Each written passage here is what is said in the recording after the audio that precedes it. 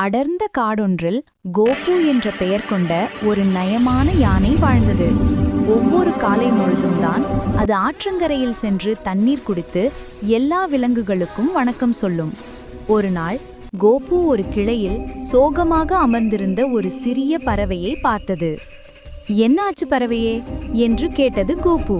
"புயலில் என் கூடு கீழே விழுந்துவிட்டது" என்று பறவை கவலையுடன் சொன்னது. கோபு மெதுவாக சிரித்து, "கவலைப்படாதே, நான் உனக்கு உதவுகிறேன்" என்றது.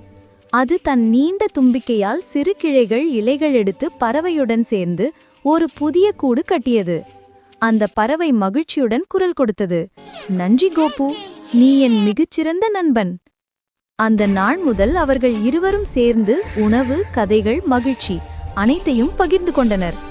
அன்பு இருந்தால் பெரியவனும் சிறியவனும் நண்பர்களாக முடியும் என்பதற்கு அவர்கள் எடுத்துக்காட்டு ஆனார்கள்.